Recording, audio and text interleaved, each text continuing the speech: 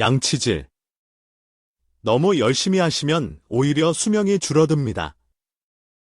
지난달 진료실에서 83세 어머니와 함께 온 아들에게 제가 했던 충격적인 말입니다. 지금 여러분의 잇몸을 살짝 눌러보세요. 따끔거리거나 피가 나지는 않나요? 이건 단순한 우연이 아닙니다. 안녕하세요. 50년 경력의 치과의사 유호석입니다. 여러분이 평생 철석같이 믿어온 상식. 하루 3번 양치질하면 건강에 좋다는 말이 어쩌면 60대 이상 어르신들에게는 오히려 독이 될 수 있다는 사실. 알고 계셨습니까? 평생 구강 관리에 누구보다 열심히였던 83세 방영호 할아버지의 사례를 들어보시죠. 할아버지는 무려 60년간 하루 4번. 치아가 뽀얗게 빛날 때까지 양치질을 하셨다고 합니다. 하지만 그 결과는 참혹했습니다. 잇몸은 심하게 내려앉아 치아 뿌리가 훤히 드러났고 따뜻한 물만 마셔도 찌릿한 통증에 시달리셨습니다. 더 심각한 문제는 심장 수술을 앞두고 의사로부터 잇몸 염증부터 치료하라는 지시를 받았다는 점입니다. 차라리 평생 양치를 안 하는 게 나았을까요? 할아버지의 절망적인 질문이 아직도 제 귓가에 맴돕니다. 댓글로 내가 알던 양치 상식이 틀렸다니 라고 적어주시는 분들 중 추첨을 통해 어르신 맞춤형 저자극 불소 치약을 선물로 드립니다. 그리고 이 중요한 정보를 나중에 다시 보고 싶으시다면 지금 바로 구독과 좋아요 버튼을 눌러주세요. 여러분의 소중한 가족에게도 분명 큰 도움이 될 것입니다. 자, 이제부터 그 충격적인 진실을 본격적으로 파헤쳐 보겠습니다. 여러분의 양치질이 어떻게 건강을 해치고 있는지, 그리고 어떻게 바꿔야 하는지 정확하게 알려드리겠습니다. 열심히 할수록 좋은 거 아닌가요? 양치질도, 운동도, 공부도 열심히 할수록 좋다고 배웠는데 이상하죠? 네. 이상하게 들릴 수 있습니다. 방금 말씀드린 방영호 할아버지는 분명 누구보다 열심히 양치질을 하셨는데 왜 치아와 잇몸이 망가졌을까요? 자, 지금 다시 한번 본인의 잇몸을 만져보세요. 부드럽게 눌러보시고요. 아프거나 불편하신가요? 혹시 칫솔질할 때 피가 나시나요? 네. 바로 그런 분들이 제가 말씀드리는 열심히 한 대가로 망가진 케이스에 해당될 수 있습니다. 여기에 정말 중요한 비밀이 숨어 있습니다. 나이가 들수록 우리 몸의 모든 조직은 약해집니다. 특히 잇몸은 더욱 그렇습니다. 서울대학교 치의학과 연구진의 2022년 발표에 따르면 60세 이상이 되면 잇몸 조직의 재생 능력이 20대의 절반 이하로 떨어진다고 합니다. 쉽게 말해, 젊었을 때는 하루만 지나도 상처가 아무렇던 것이 지금은 일주일이 걸릴 수도 있다는 의미입니다. 놀라우셨나요? 잠시 생각해 보세요. 여러분의 몸이 상처를 치유하는 속도가 젊었을 때보다 얼마나 느려졌는지 말입니다. 이런 상태에서 하루 3번 이상 빳빳한 칫솔로 힘주어 닦으면 어떻게 될까요? 마치 망치로 계속 두드리면 벽에 구멍이 나는 것처럼 여러분의 약해진 잇몸은 점점 뒤로 물러나게 됩니다. 카페트가 닳아서 바닥이 드러나는 것처럼요. 전문 용어로는 이를 잇몸 퇴축이라고 합니다. 혹시 거울로 본인의 치아를 자세히 살펴본 적 있으신가요? 젊었을 때보다 치아가 더 길어 보인다면? 이미 잇몸 퇴축이 진행 중일 가능성이 높습니다. 잇몸이 퇴축하면 치아 뿌리가 노출됩니다. 이 부분은 치아의 단단한 보호막, 범낭질으로 보호받지 못해 외부 자극에 매우 취약합니다. 찬물, 뜨거운 음식, 심지어 바람만 스쳐도 찌릿하는 통증을 느끼게 되죠. 아이스크림 드실 때 하고 놀라신 적 있으신가요? 네. 바로 그 통증입니다.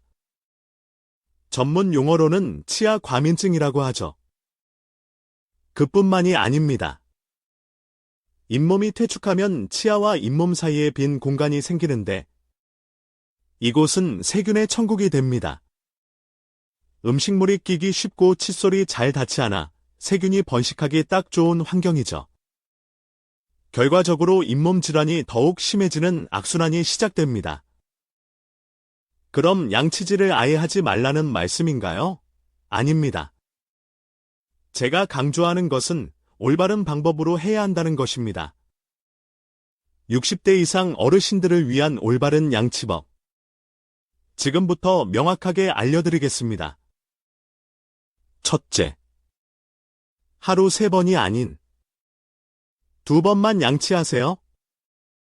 아침 식사 후와 잠자기 전. 이 2번으로 충분합니다.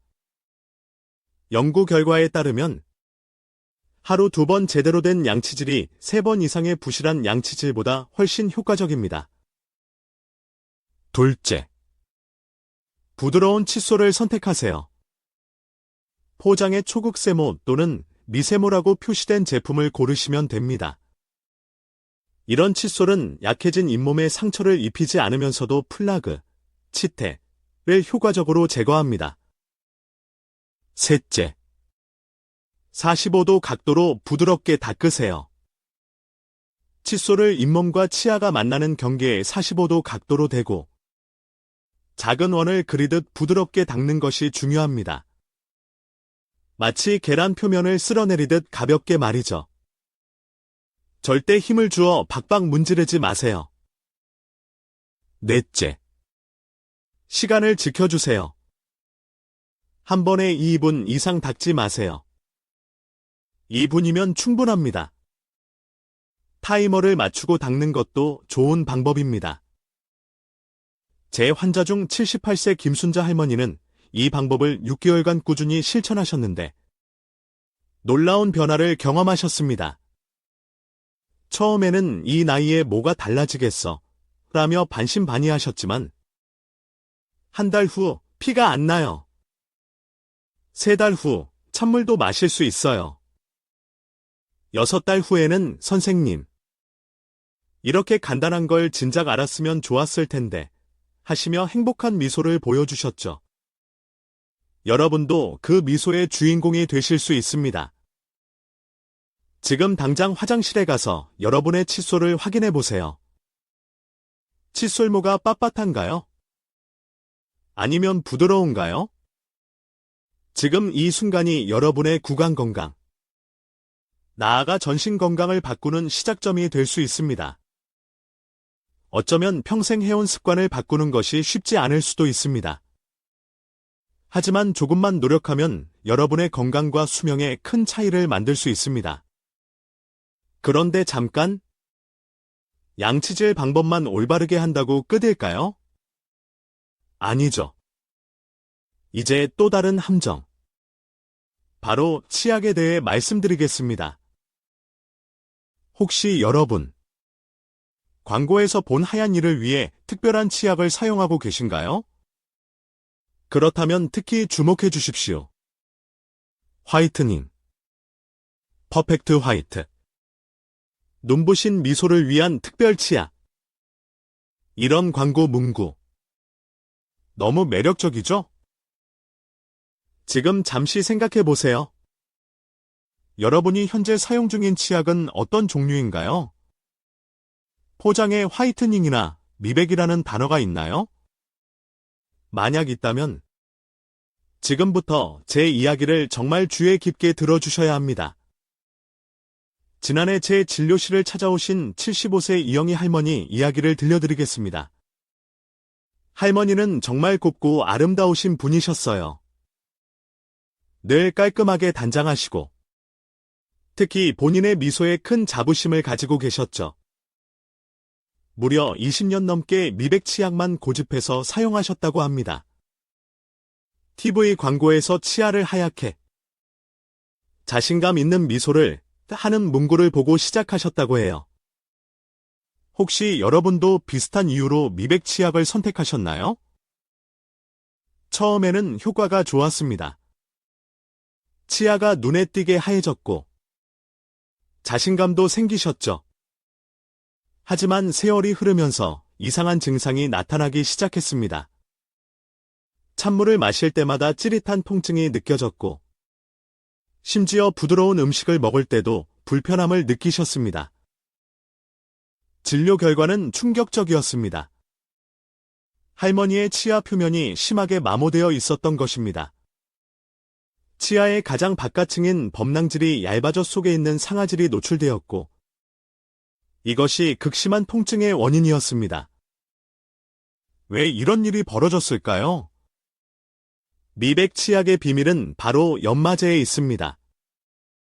치아 표면의 착색이나 얼룩을 제거하기 위해 미백 치약에는 일반 치약보다 훨씬 많은 양의 그리고 더 강한 입자의 연마제가 들어 있습니다. 젊었을 때는 이런 연마제가 큰 문제가 되지 않을 수 있습니다. 치아의 보호층인 범낭질이 비교적 단단하고 두껍기 때문이죠.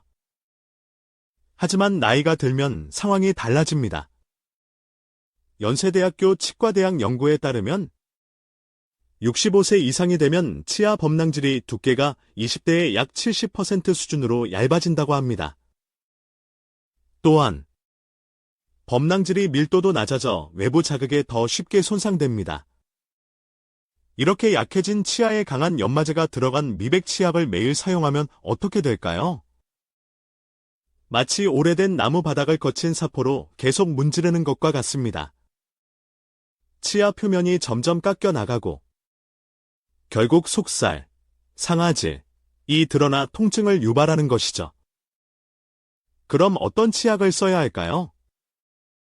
60대 이상 어르신들을 위한 최적의 치약 선택법을 알려드리겠습니다. 첫째, 저마모 치약을 선택하세요.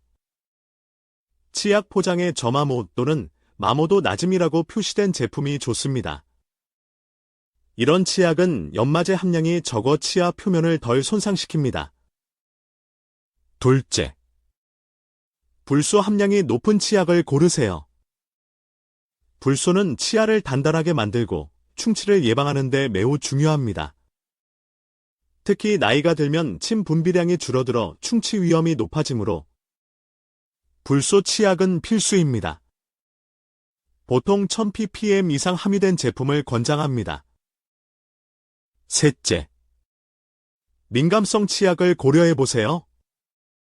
이미 치아가 시린 증상이 있다면 시린이 전용 또는 민감성 치아용 치약이 도움이 될 수 있습니다. 이런 치약에는 노출된 상하세관을 막아 통증 신호를 차단하는 성분이 들어 있습니다. 넷째, 화려한 포장과 광고 문구에 현혹되지 마세요. 미백, 토탈케어, 프리미엄 같은 단어는 마케팅 전략일 뿐입니다. 중요한 것은 실제 성분과 마모도, 그리고 불소 함량입니다. 이영희 할머니는 제 조언에 따라 저마모 불소 치약으로 바꾸신 후 6개월 만에 치아 통증이 크게 줄어들었습니다. 이제야 편하게 음식을 즐길 수 있어요. 정말 감사합니다. 할머니의 환한 웃는 모습이 아직도 생생합니다. 여러분도 지금 사용 중인 치약을 한번 확인해 보세요. 어쩌면 그 치약이 여러분의 치아를 보호하는 것이 아니라 천천히 손상시키고 있을지도 모릅니다.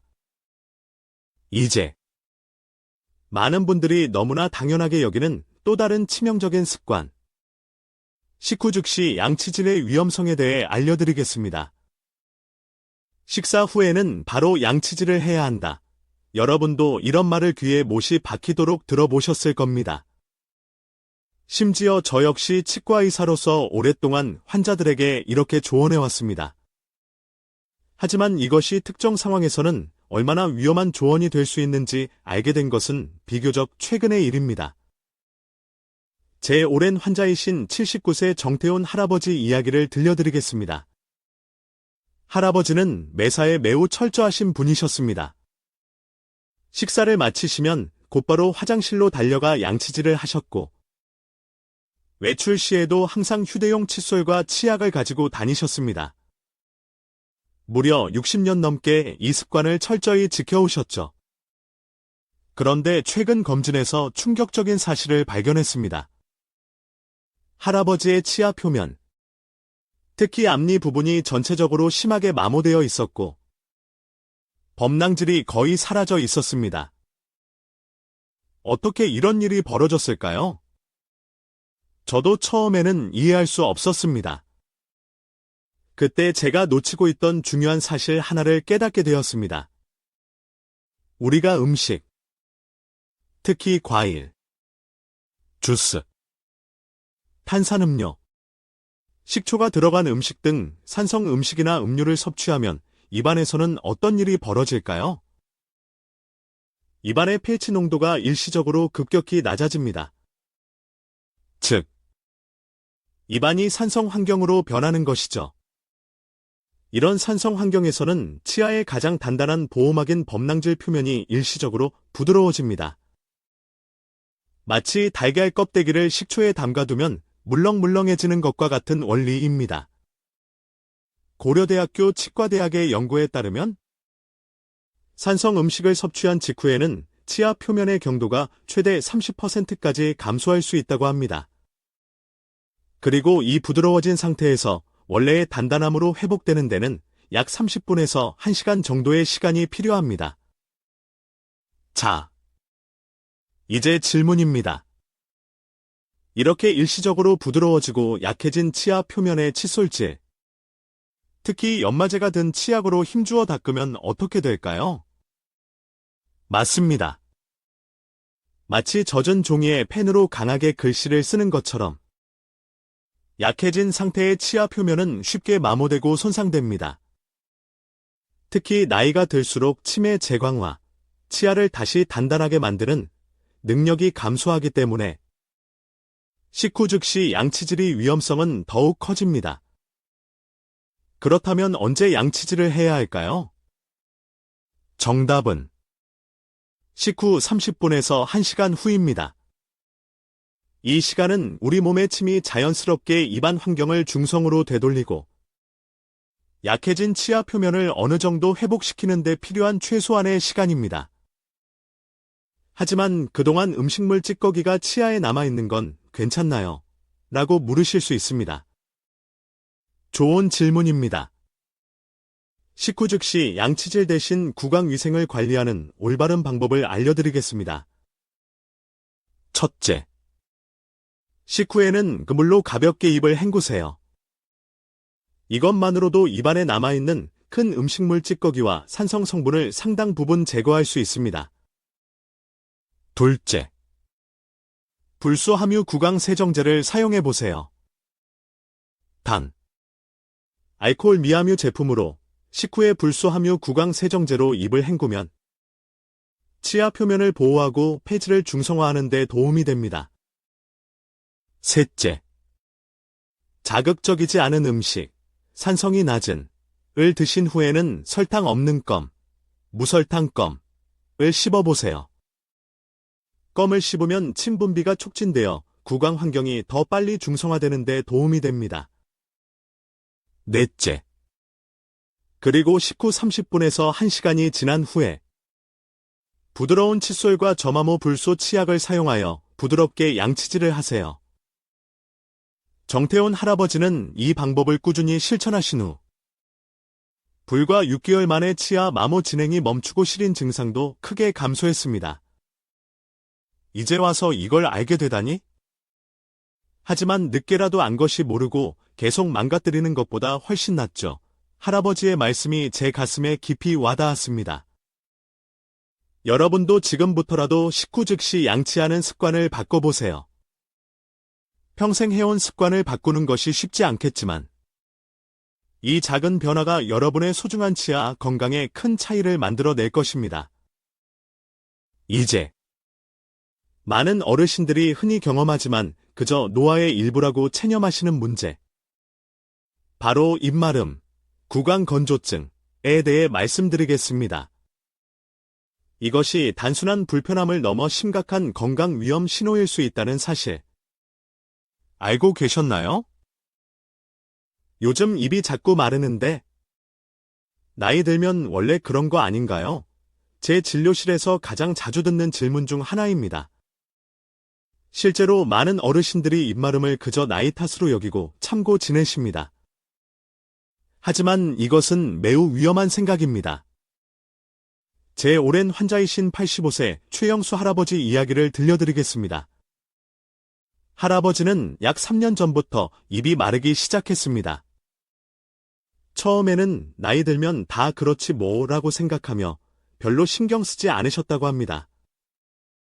하지만 시간이 지날수록 증상은 점점 악화되었습니다. 밤에 목이 타서 자주 깨고 뻑뻑해서 음식을 삼키기 힘들어졌으며 말할 때도 입안이 말라 불편함을 느끼셨습니다. 더 심각한 문제는 평생 충치 하나 없으셨던 분인데 갑자기 여러 곳에서 충치가 생기고 잇몸염증도 심해졌다는 것입니다. 검진 결과 할아버지는 심각한 구강건조증을 앓고 계셨습니다. 그리고 그 원인 중 하나는 할아버지께서 복용 중이던 고혈압 약의 부작용이었습니다. 구강건조증. 왜 이렇게 위험한 걸까요? 침은 단순히 입안을 촉촉하게 하고 음식을 삼키는 것을 돕는 역할만 하는 것이 아닙니다. 침에는 우리 몸을 보호하는 놀라운 기능들이 숨어 있습니다. 첫째, 침은 천연 항균제입니다. 침 속에는 락토페린, 리소자임과 같은 다양한 항균 효소와 단백질이 들어있어 구강 내 해로운 세균의 성장을 억제하고 감염을 예방합니다. 둘째, 침은 치아의 보호막입니다. 침에 포함된 칼슘과 인산염은 치아 범랑지를 단단하게 유지하고 초기 충치를 다시 회복시키는 제광화 역할을 합니다. 또한 음식물 찌꺼기와 산성 물질을 씻어내는 자정작용도 합니다. 셋째, 침은 음식의 소화를 돕습니다. 침에 포함된 아밀라아제와 같은 소화 효소는 탄수화물 분해를 시작하여 영양소 흡수를 돕습니다. 그런데 나이가 들면 침샘 기능이 저하되어 침 분비량이 자연적으로 감소합니다. 서울대학교 의과대학 연구에 따르면 70세 이상 어르신들의 평균 침 분비량은 젊었을 때의 약 60% 수준으로 감소한다고 합니다. 여기에 더해 많은 어르신들이 복용하는 다양한 약물, 고혈압약, 항히스타민제, 항우울제, 이뇨제 등은 침 분비를 더욱 감소시키는 주요 원인이 됩니다. 미국 노인의학회 자료에 따르면 노인들이 흔히 복용하는 약물의 약 80%가 구강건조를 유발할 수 있다고 합니다. 이렇게 침 분비가 감소하면 어떤 문제들이 발생할까요? 충치 및 잇몸 질환 위험 급증, 세균 번식 용이, 제광화 능력 저하, 구강 곰팡이 감염, 칸디다증, 위험 증가, 소화 불량 및 영양 흡수 장애, 말하기와 음식 삼키기 어려움, 연화 곤란, 미각 변화 또는 감소 및 식욕 저하, 입냄새, 구취, 증가, 틀니 사용 시 불편감 및 통증 증가. 최영수 할아버지의 경우 주치의와 상담 후 구강건조 부작용이 적은 약물로 조정하고 제가 알려드린 구강건조증 관리법을 꾸준히 실천하신 결과 3개월 만에 입마름 증상과 구강 내 문제들이 크게 호전되었습니다. 이제 다시 음식 맛을 제대로 느낄 수 있어요.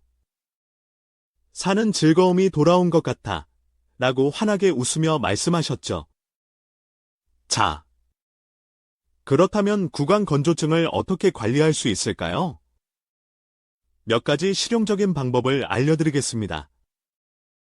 첫째, 물을 자주, 조금씩 마시세요. 하루에 최소 8잔, 약 1.5에서 2리터, 물을 마시는 것이 좋습니다. 작은 물병을 항상 가지고 다니며 목이 마르지 않더라도 의식적으로 조금씩 자주 마시는 습관을 들이세요. 둘째, 무설탕 껌이나 사탕을 활용하세요. 씹거나 빠는 행위는 침 분비를 자연스럽게 촉진합니다. 단, 반드시 무설탕 제품을 선택해야 충치 위험을 높이지 않습니다. 자일리톨 함유 제품이면 더욱 좋습니다. 셋째, 알코올이 포함된 구강 청결제는 피하세요. 알코올 성분은 입안을 더욱 건조하게 만들 수 있습니다. 대신 보습 성분이 함유된 구강 건조증 전용 제품을 사용하는 것이 좋습니다. 넷째, 실내 습도를 적절히 유지하세요. 건조한 환경은 입마름을 악화시킵니다. 특히 잠자는 동안 가습기를 사용하면 큰 도움이 됩니다. 다섯째, 카페인, 알코올, 담배는 줄이거나 피하세요. 이들은 모두 탈수를 유발하여 입안을 건조하게 만드는 주범입니다. 여섯째, 복용 중인 약물이 구강 건조를 유발하는지 의사나 약사와 반드시 상담하세요. 모든 약이 원인은 아니지만 가능하다면 부작용이 적은 대체 약물로 변경하거나 용량 조절을 고려해 볼 수 있습니다. 여러분, 입이 마르다고 그냥 참고 넘기지 마세요. 그것은 단순한 노화 현상이 아니라 여러분의 몸이 보내는 중요한 건강 경고 신호일 수 있습니다. 적극적으로 관리하여 건강한 구강 상태를 유지하시길 바랍니다. 이제 마지막으로 구강 건강이 왜 단순히 입안의 문제가 아니라 여러분의 전체 건강과 수명에 직결되는지 그 충격적인 진실을 말씀드리겠습니다. 지금까지 제가 여러분께 말씀드린 올바른 양치법, 치약 선택, 식후 관리, 입마름 관리 등은 단순히 치아와 잇몸의 불편함을 줄이기 위한 조언이 아닙니다. 이것은 여러분의 생명과 직결된 매우 중요한 문제입니다. 믿기 어려우시겠지만 지금부터 제가 나눌 이야기는 저 역시 처음 알았을 때 큰 충격을 받았던 의학적 사실입니다. 제 오랜 환자이신 김정호 할아버지 이야기를 다시 한번 들려드리겠습니다. 할아버지는 10년 넘게 심한 잇몸 질환, 치주염을 앓고 계셨습니다. 잇몸에서 피가 나고 고름이 차는 상태였지만 이 나이에 이 정도쯤이야 뭘 하시며 대수롭지 않게 여기고 특별한 치료를 받지 않으셨죠. 그러던 어느 날 할아버지는 갑작스러운 심장마비로 응급실에 실려가셨습니다.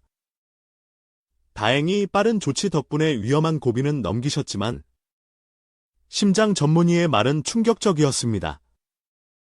심장마비의 원인 중 하나가 만성적인 잇몸 질환일 수 있습니다. 정말일까요? 어떻게 입안의 문제가 심장에 영향을 미칠 수 있을까요? 최근 수많은 연구 결과들이 그 연관성을 명확히 밝혀내고 있습니다. 하버드 의과대학과 서울대학교 의과대학의 공동 연구를 포함한 여러 연구에 따르면 만성 잇몸 질환, 치주염이 있는 사람은 그렇지 않은 사람에 비해 심혈관 질환, 심장마비, 협심증 등 발병 위험이 최대 20%까지 증가한다고 합니다. 또한 중증 잇몸 질환 환자는 뇌졸중 발병 위험이 약 3배 높다는 충격적인 연구 결과도 있습니다. 그 이유는 비교적 간단합니다. 잇몸 질환이 심하면 잇몸의 염증 부위를 통해 구강 내 세균, 특히 진지발리스균 등 이나 세균이 만들어낸 독성 물질이 혈관을 타고 전신으로 퍼져나갈 수 있습니다. 이 세균과 독성 물질들은 혈관벽에 염증을 일으키고 혈전을 형성하며 동맥경화를 촉진합니다. 결과적으로 심장으로 가는 혈관이나 뇌로 가는 혈관이 막히거나 좁아져 심장마비나 뇌졸중의 위험이 높아지는 것입니다. 심장질환과 뇌졸중만이 아닙니다. 최근 연구들은 만성 잇몸 질환이 다음과 같은 전신 질환과도 밀접한 관련이 있음을 보여주고 있습니다. 당뇨병, 잇몸 질환은 혈당 조절을 더욱 어렵게 만들고, 반대로 혈당 조절이 안 되면 잇몸 질환이 악화되는 양방향 관계가 있습니다. 치매, 알츠하이머병 잇몸 질환을 유발하는 세균이 뇌에서 발견되며 염증 반응이 치매 발병 및 진행에 영향을 미칠 수 있다는 연구 결과가 나오고 있습니다. 폐렴, 구강 내 세균이 폐로 흡입되어 폐렴, 특히 흡인성 폐렴의 위험을 높일 수 있습니다. 특히 거동이 불편하신 어르신들에게 중요. 류마티스 관절염, 잇몸 질환과 류마티스 관절염은 염증이라는 공통된 기전을 공유하며 서로 악영향을 줄 수 있습니다. 조산 및 저체중아 출산, 임산부의 잇몸 질환이 조산 및 저체중아 출산 위험을 높인다는 연구 결과도 있습니다. 김정호 할아버지는 이 사실을 알게 된 후 구강 건강 관리에 정말 열심히 노력하셨습니다. 저와 함께 6개월간 집중적인 잇몸 치료를 받으셨고 집에서도 올바른 양치질과 구강 위생 관리를 철저히 실천하셨습니다. 그 결과 할아버지의 잇몸 상태는 눈에 띄게 개선되었고 놀랍게도 혈압과 콜레스테롤 수치 등 심장 건강 지표도 함께 좋아졌습니다. 할아버지의 심장 전문의도 잇몸 치료가 심혈관 건강 개선에 이렇게 긍정적인 영향을 줄 줄은 몰랐다며 놀라워했죠. 여러분의 입은 단순히 음식을 먹고 말하는 기관이 아닙니다. 여러분의 전신 건강을 비추는 거울입니다. 그리고 건강한 구강은 건강한 노년의 기초입니다. 이것은 절대 과장이 아닌 수많은 연구로 증명된 의학적 사실입니다. 이제 제가 오늘 말씀드린 모든 내용을 다시 한번 요약해드리겠습니다. 60대 이상 어르신들을 위한 올바른 구강관리법. 50년 경력 치과 의사의 최종 처방전입니다. 양치질. 하루 2번. 아침 식후. 잠자기 전. 부드러운 칫솔. 미세모 초극세모로. 잇몸과 치아 경계에 45도 각도로 대고 부드럽게 원을 그리듯 2분간 닦으세요. 치약. 점화 모이면서 불소 함량 1000ppm 이상. 이 높은 치약을 사용하세요. 미백 치약은 피하는 것이 좋습니다. 시린 증상이 있다면 민감성 치약을 고려하세요. 식후 관리. 식후 즉시 양치하지 말고 물로 헹구거나 불소 가글액, 무알코올을 사용한 후 30분 1시간 뒤에 양치하세요. 입마름 관리. 하루 8잔 이상의 물을 조금씩 자주 마시고 무설탕 껌 사탕으로 침 분비를 촉진하세요. 알코올 함유 가글액. 카페인. 알코올. 담배는 피하세요. 정기검진. 특별한 증상이 없더라도 적어도 6개월에 한 번은 반드시 치과를 방문하여 검진 및 스케일링을 받으세요. 전신 건강 연계. 구강 건강을 단순히 입안의 문제가 아닌 전신 건강과 연결된 중요한 문제로 인식하세요. 복용 중인 약물이 있다면 구강 건조 등 부작용에 대해 의사 또는 약사와 상담하세요. 여러분. 지금 이 순간이 여러분의 건강과 수명을 바꾸는 중요한 시작점이 될 수 있습니다. 평생 해온 습관을 바꾸는 것이 물론 쉽지 않을 수 있습니다.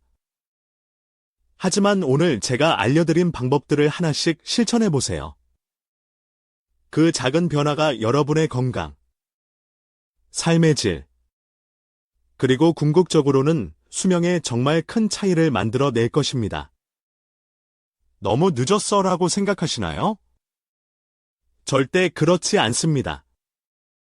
제가 만난 90세가 넘으신 환자분도 올바른 구강관리법을 통해 건강을 되찾고 삶의 활력을 누리시는 것을 보았습니다.